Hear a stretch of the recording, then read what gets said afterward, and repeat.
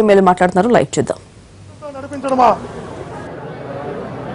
Marshals ఎందుకు వస్తారండి లోపలికి? ఏ సంఘటన గతంలో జరగకుండా వందల మందిని, శాసనసభ్యుల కన్నా ఎక్కువ మంది మార్షల్స్ని అసెంబ్లీలో పెట్టుకొని పరిపాలన చేయడమేంది? ఇంకెందుకే శాసనసభ సీట్లలో కూడా మార్షల్స్లో కూర్చోబెట్టండి. ఇంక రాబో రోజుల్లో ప్రభుత్వాన్ని విమర్శిస్తే, ప్రభుత్వం చేసిన తప్పులు ప్రస్తావిస్తే, ప్రభుత్వం చేస్తున్న దోపిడీని గుర్తిస్తే, ప్రభుత్వం చేస్తున్న అవినీతిని అసెంబ్లీ సాక్షిగా ప్రజల దృష్టికి తెస్తే ఈ ప్రభుత్వం మార్షల్స్ పెట్టి కొట్టిస్తుందా? ఈ ప్రభుత్వం మార్షల్స్ దాడి చేయిస్తుందా? అంటే మాట్లాడే ప్రజాస్వామ్యంలో మాట్లాడే హక్కును కూడా కాళ్ళ రాస్తారా? ప్రజాస్వామ్యంలో మాట్లాడే హక్కు కూడా ఉండదా? చట్టసభల్లో శాసనసభ్యులకే మాట్లాడే హక్కు లేనప్పుడు, చట్టసభల్లో నిరసన చెప్పే హక్కు ప్రజాప్రతినిధులకే లేనప్పుడు సామాన్యులకి ఏమి ఈ ప్రభుత్వం హక్కు కల్పిస్తుంది?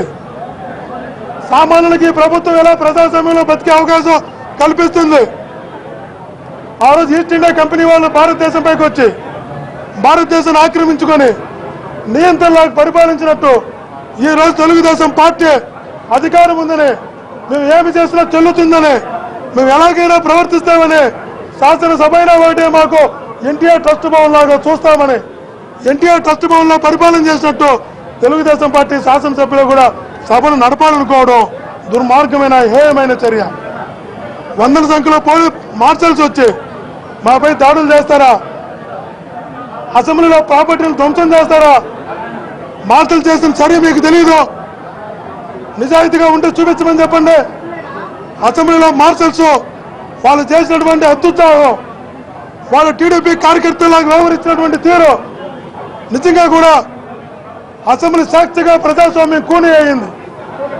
ప్రజాప్రతినిధుల హక్కులు కాళ్ళ రాశారు. ఇది దుర్మార్గమైన చర్య.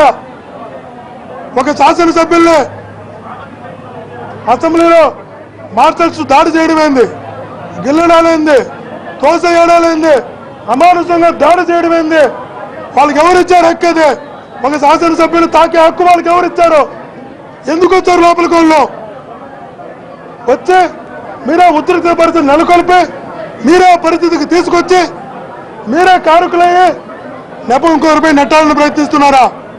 గతంలో ఎప్పుడైనా మేము నిరసన చెప్పుంటామేమో, నినాదాలు చెప్పుంటామేమో, నిన్ను కూడా నిరసన నినాదాలు చెప్పామే తప్ప మేమెక్కడా కూడా స్పీకర్ సీట్ ఎడరా అగౌరవంగా ప్రవర్తించలేదు, మాట్లాడలేదనే విషయాన్ని గుర్తుంచుకోవాలి.